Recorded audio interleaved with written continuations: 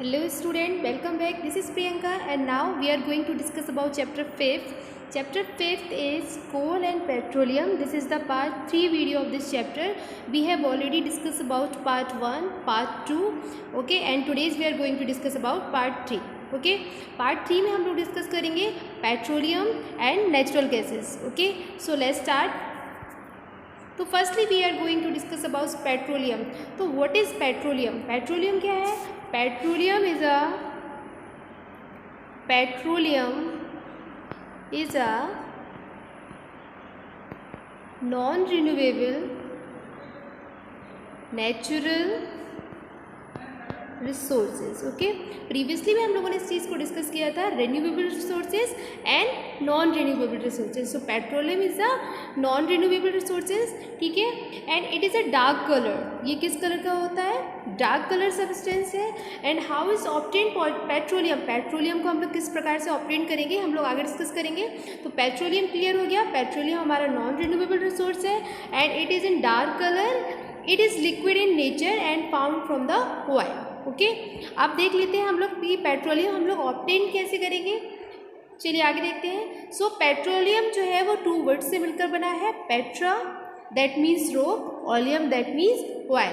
यानी इसको पेट्रोलियम हम क्यों कहते हैं? पेट्रोलियम इसलिए कहते हैं क्योंकि ये रॉक्स के बीच से एक्सट्रैक्ट किया जाता है. किससे एक्सट्रैक्ट करते हैं? रॉक्स के बीच से. जैसे मिलियंस ऑफ आपके जो एक्वेटिक एनिमल्स हैं, मराइन एनिमल हैं जो सी एंड ओशियन में पाए जाते हैं, जब उनकी डेड हो जाएगी, जब वो डेथ हो जाएंगे तो क्या जो आपका ओशियन है या सी है उसके बॉटम में पहुंच जाएंगे. बॉटम में पहुंचते पहुंचते उसके ऊपर बहुत सारे सैंड एंड रॉक्स की क्या है लेयर आती जाएंगी. तो जब इस तरीके की लेयर्स आएंगी तो यहाँ पर क्या होगा? टेम्परेचर आपके जो वाटर के नीचे यानी ऑर्गेनिज्म जहाँ पर आपके बॉटम में सेट हो जाएंगे वहाँ पर क्या हो जाएगा? हाई टेम्परेचर होगा और वहाँ पर हाई प्रेशर भी होगा. हाई टेम्परेचर और हाई प्रेशर के कारण मिलियंस ऑफ ईयर में आपके ये जो फॉसिल फ्यूल्स हैं, ये जो आपके एनिमल्स हैं ये कन्वर्ट हो जाएंगे फॉसिल फ्यूल्स में. किस फॉसिल फ्यूल में? पेट्रोलियम एंड नेचुरल गैसेस में. ओके चलिए आगे देख लेते हैं. सो फॉर्मेशन ऑफ पेट्रोलियम. पेट्रोलियम का फॉर्मेशन कैसे होता है? प्रीवियसली हम लोग जिस बात को डिस्कस कर रहे थे उसको फिर से देख लेते हैं. Petroleum was form from the organism living in सी.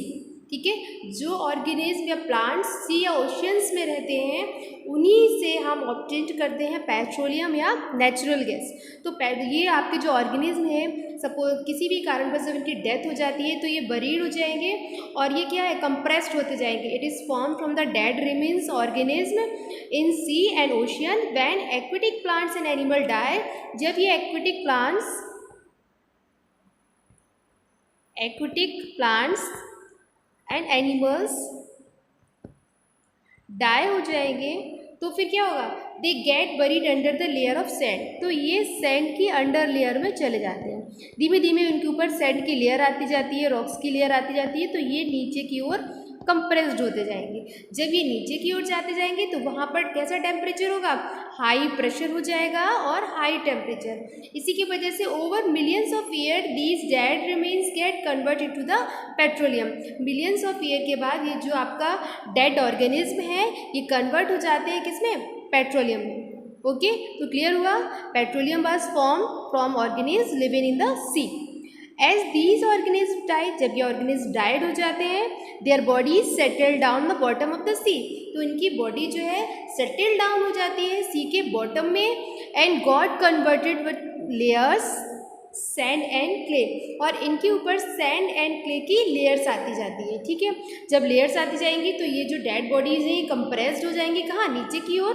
तो नीचे की ओर जब ये बॉडी कंप्रेस होंगी तो इनके ऊपर क्या होगा? हाई टेम्परेचर होगा और यहाँ पर हाई प्रेशर भी होगा. ठीक है, so millions of year absence of air. ठीक है, मिलियंस ऑफ ईयर्स के बाद एयर की एब्सेंस में high temperature and high pressure की वजह से ये ट्रांसफॉर्म हो जाते हैं किसमें? Petroleum and natural gases. Okay तो आई होप आप लोगों को क्लियर हो गया होगा ना कि पेट्रोलियम किस तरीके से ऑब्टेन करते हैं. पेट्रोलियम ऑब्टेन करने के लिए जो सी एंड ओशियंस के जो एनिमल्स होते हैं जब इनकी डेड हो जाती है तो ये क्या सी के या ओशन के बॉटम में सेटल हो जाते हैं और वहाँ पर सेटल होने के बाद क्या होगा, the bottom of they get converted to the layer of sand and clay, इनके ऊपर सैंड और क्ले की लेयर्स आती जाएंगी, ठीक है।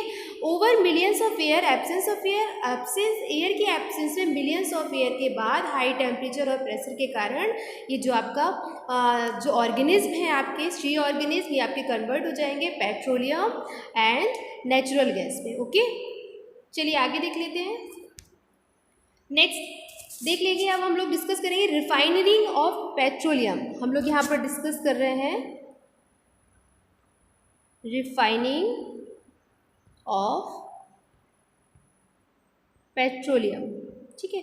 तो पेट्रोलियम की रिफाइनिंग कैसे होगी, अभी हम लोगों ने पढ़ा है प्रीवियसली कि पेट्रोलियम फॉर्मेशन कैसे होता है। तो पेट्रोलियम का फॉर्मेशन होने के बाद हम उसको एक्सट्रैक्ट कैसे करेंगे, ठीक है। तो एक्सट्रैक्ट करने की प्रोसेस ही पेट्रोलियम रिफाइनिंग कहलाती है। The place where refining is done, जिस प्लेस पर रिफाइनिंग डन होगी उसको हम पेट्रोलियम रिफाइनरी कहते हैं या ऑयल रिफाइनरीज कहेंगे, ठीक है।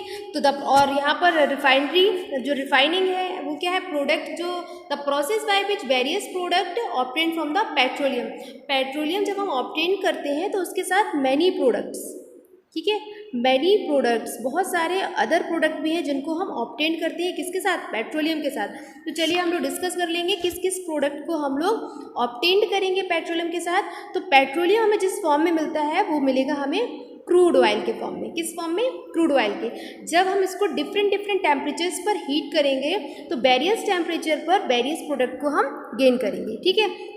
अगर हम क्रूड ऑयल को 350 डिग्री सेल्सियस पर हीट करेंगे तो फ्यूल्स ऑयल मिलेगा, ठीक है। 250 पर करेंगे तो डीजल मिलेगा, उसके बाद 120 पर नैफ्था, उसके ऊपर 50 डिग्री पर करेंगे तो रिफाइनरीज गैसेस मिलेंगी, ठीक है। यहाँ पर पेट्रोल मिलेगा अगर 120 डिग्री पर करेंगे।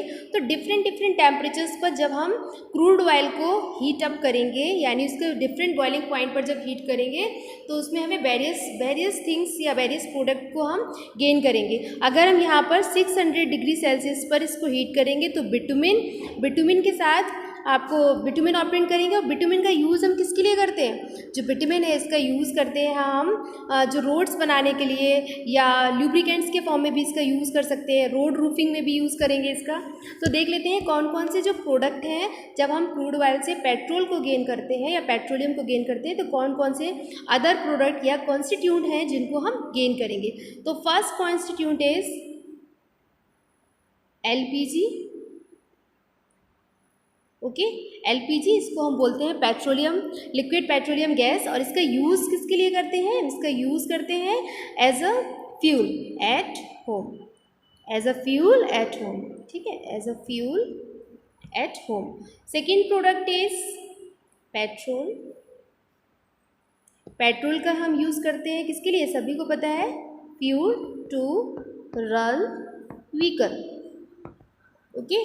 Third product is kerosene. ये सारे प्रोडक्ट हम कब गेन करेंगे, जब हम पेट्रोलियम को रिफाइनरीज के द्वारा ऑब्टेन करेंगे तो ये सारे प्रोडक्ट भी हमें इसके साथ मिलेंगे जब हम इसको डिफरेंट डिफरेंट टेम्परेचर पर हीट करेंगे। तो कैरोसिन क्रूड ऑयल को जब हम डिफरेंट टेम्परेचर पर हीट करेंगे तो ये सारे प्रोडक्ट भी या कॉन्स्टिट्यूट भी हम ऑब्टेन करेंगे। तो कैरोसिन भी ऑब्टेन करेंगे, कैरोसिन का यूज़ भी एज अ फ्यूल होता है, ठीक है। इसके बाद डीजल ऑयल का यूज़ हम किसके लिए करते हैं, as a fuel for heavy motor vehicle, ठीक है, as a fuel for heavy motor vehicle, okay. तो अभी हम लोग ने डिस्कस किया एलपीजी को ऑब्टेन करेंगे, लिक्विड पेट्रोलियम गैस बोलते हैं इसको, और इसका यूज़ एज अ फ्यूल करते हैं एट होम, ठीक है। देन पेट्रोलियम इसका यूज़ हम किसके लिए कर देंगे, fuel to run to vehicles. Then kerosene का यूज़ भी हम एज अ फ्यूल ही करते हैं, fuel for stoves, fuel for lamps at jet aircraft, also use in illumination, ठीक है। डीजल ऑयल का यूज़ हम किसके लिए करते हैं, fuel for heavy motor vehicles and electric generators. आगे हम लोग देख लेंगे। अब हम लोग ऑब्टेन करेंगे ल्यूब्रिकेटिंग ऑयल। इसका यूज़ किस लिए करते हैं, इसका यूज़ करते हैं इन मशीन्स एंड व्हीकल, उनको ल्यूब्रिकेंट्स देने के लिए इन मशीन्स एंड व्हीकल। कभी कभी क्या होता है, मशीन्स और व्हीकल्स चलते चलते आवाज़ करने लगते हैं या उनकी बैरिंग में प्रॉब्लम हो जाती है, तो उसको लुब्रिकेंट करने के लिए लुब्रिकेटिंग ऑयल का यूज़ करते हैं। वो भी हम ऑब्टेन करते हैं जब पेट्रोलियम रिफाइनरिंग होती है। ठीक है, next paraffin bags. Paraffin bags, इसका यूज़ हम किसके लिए करते हैं? यूज़ टू मेक कैंडल्स, वैसलीन्स, जो वैसलीन पेट्रोलियम जेली होती है ना, उसका यूज से किससे बनाते हैं इसको? पैराफिन बैग से। ठीक है, तो इसका यूज़ करते हैं use to make candles and petroleum jelly. Petroleum jelly that means Vaseline. ठीक है, okay. Next product is bitumen.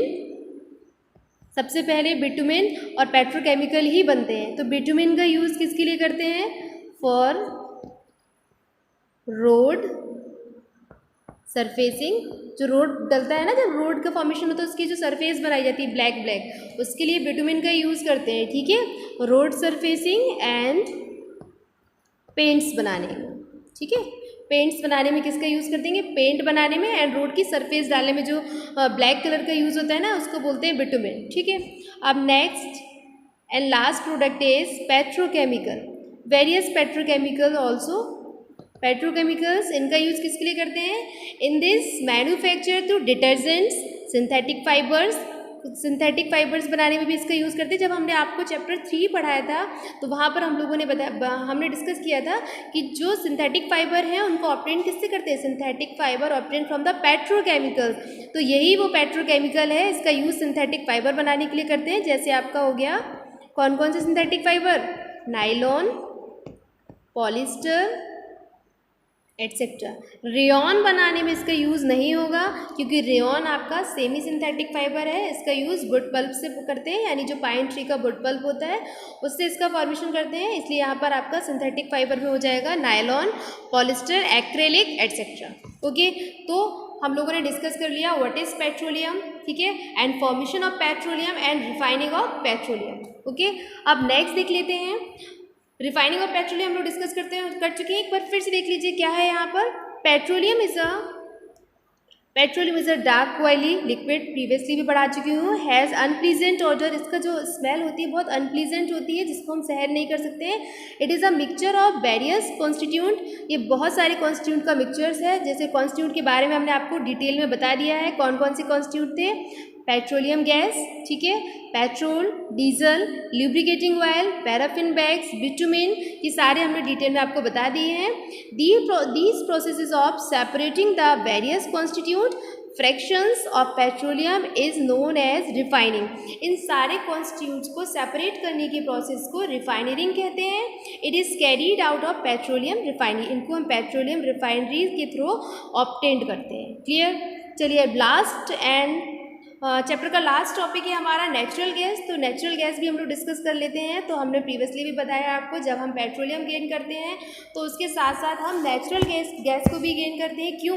क्योंकि ये दोनों जो है सेम प्रोसेस से बनते हैं। ठीक है, नेचुरल गैस एंड पेट्रोलियम दोनों जो है सेम प्रोसेस से बनते हैं, सेम ऑर्गेनिज्म से बनते हैं, इसलिए इन दोनों को हम एक साथ ऑर्गेनाइज करते हैं। लेकिन जो आपका नेचुरल गैस है इसको कंपैरिजन ऑफ पेट्रोलियम के ज़्यादा हायर टेम्परेचर और हायर प्रेशर की रिक्वायरमेंट होती है। ठीक है, क्योंकि जितना नीचे ऑर्गेनिज्म जाएंगे उतना ही ज़्यादा टेम्परेचर एंड प्रेशर इंक्रीज होता जाता है। ठीक है, तो natural gas is very important fossil fuel because it is easy to transport through the pipes. ठीक है, ये बहुत इंपॉर्टेंट नेचुरल रिसोर्स है और फॉसिल फ्यूल्स है जिसको ईजिली ट्रांसपोर्ट किया जा सकता है through the pipe. Natural gas is stored under high pressure and compressed natural gas. ठीक है, इसको हाई प्रेशर एंड हाई, जितना ज़्यादा हायर प्रेशर एंड टेम्परेचर में रहेगा ये तो उतनी ही जल्दी कंप्रेस हो जाएंगे। किसमें? नेचुरल गैस में। इसको CNG भी बोलते हैं, कंप्रेस्ड नेचुरल गैस। ठीक है, CNG is use for power generation, power generation में भी इसका यूज़ करते हैं। It is now being use as a fuel for transport vehicles because it's a less polluting, इसको व्हीकल के ट्रांसपोर्ट में भी इसका यूज़ करते हैं क्योंकि ये बहुत कम पॉल्यूटेड है, लेस पॉल्यूटेड गैस है। It is cheaper as fuels other fuels के कंपैरिजन में ये सस्ती भी होती है। The great advantage of CNG, सबसे बड़ा एडवांटेज CNG का जो है वो है that it can B use directly for burning in home, इसको डायरेक्टली ही होम्स में यूज़ किया जा सकता है, क्या, फूड को कुक करने में, ठीक है। एंड फैक्ट्रीज में भी, where it can be supplied through a pipes such a network of pipeline exist in Vadodara. इसका जो सबसे बड़ा मतलब नेटवर्क जो है वो आपका कहाँ पर है, बड़ोदरा गुजरात में, सम पार्ट ऑफ दिल्ली, ठीक है, इसका कुछ पार्ट दिल्ली में भी है। अच्छा, हम इंडिया में नेचुरल गैस के रिसोर्सेज की बात कर लेते हैं, रिजर्व्स की, कि कहाँ कहाँ पर नेचुरल गैस के रिजर्व्स हैं। तो इंडिया में नेचुरल गैस के जो रिजर्व्स हैं वो हैं आपके Rajasthan, Tripura, Maharashtra, okay, Krishna and Godavari delta, okay. तो इंडिया में नेचुरल गैसेस की जो रिजर्व्स हैं वो है राजस्थान, ठीक है, त्रिपुरा, महाराष्ट्र, कृष्णा एंड गोदावरी डेल्टा, ठीक है। यहाँ पर इसके सबसे बड़े रिजर्व्स प्रेजेंट हैं। कहाँ पर, इंडिया की बात हो रही है। वर्ल्ड की हम बात करें तो वर्ल्ड में सबसे ज़्यादा जो है वो USA में है, ठीक है। नेचुरल गैस के रिजर्व्स वर्ल्ड की अगर हम बात करें तो सबसे ज़्यादा मात्रा में USA में पाया जाएगा। इंडिया की बात करें तो राजस्थान, महाराष्ट्र, ठीक है, त्रिपुरा, कृष्णा एंड गोदावरी डेल्टा में प्रेजेंट होंगे, ठीक है। आज की वीडियो में इतना ही रखते हैं, लेकिन एक बार हम क्विक रिकैप देख लेते हैं, जो भी हम लोगों ने पढ़ा उसका क्विक रिकैप हम लोग देखेंगे। तो फर्स्टली हम लोगों ने डिस्कस किया है पेट्रोलियम, कि पेट्रोलियम क्या है। तो पेट्रोलियम आपका क्या है, एक नॉन रिन्यूएबल रिसोर्स है और ये फॉसिल फ्यूल्स है, दो वर्ड से मिलकर बना हुआ है। Petra that means rock, oleum that means soil, ठीक है। और ये आपका कैसे हम लोग पेट्रोलियम का फॉर्मेशन होता है, तो पेट्रोलियम का फॉर्मेशन होता है जो आपकी सी एंड ओशियंस की जो ऑर्गेनिज्म है, सी एंड ओशन में जितने भी ऑर्गेनिज्म पाए जाते हैं इनमें मोस्टली सिंगल सेल्ड ऑर्गेनिज्म होते हैं। ये जब डेड हो जाएंगे तो सी या ओशन के बॉटम में सेटल हो जाएंगे, वहाँ पर हाई टेम्परेचर हाई प्रेशर की वजह से धीमे धीमे ये मिलियंस ऑफ ईयर के बाद ये कन्वर्ट हो जाएंगे फॉसिल फ्यूल में, ठीक है। तो फॉर्मेशन इस तरीके से होगा हमारा पेट्रोलियम का। उसके बाद किस तरीके से जब हम पेट्रोलियम को ऑब्टेन करते हैं रिफाइनरी के द्वारा, तो उसके साथ बहुत सारे प्रोडक्ट उसके साथ हम ऑब्टेन करते हैं। तो कौन कौन से प्रोडक्ट हम लोगों ने डिस्कस किए थे, LPG, petrol, kerosene, diesel oil, lubricating oil, paraffin wax, bitumen and various petrochemicals, okay.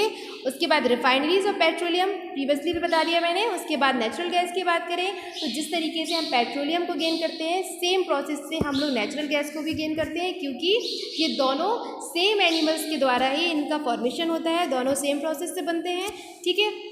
Comparison of petroleum natural gas को बहुत ज़्यादा हायर टेम्परेचर एंड प्रेशर की रिक्वायरमेंट होती है, ठीक है। और ये जो नेचुरल गैस है या CNG है या कंप्रेस्ड नेचुरल गैस इसको हम बोल सकते हैं, ये सबसे बहुत ज़्यादा लेस पॉल्यूटिंग गैस है। इसके यूज़ करने के बाद कोई एस नहीं बचता है, इसलिए इसका यूज़ करना बहुत बेस्ट है। आज की वीडियो में इतना ही, नेक्स्ट वीडियो के लिए मिलते हैं, बाय बाय।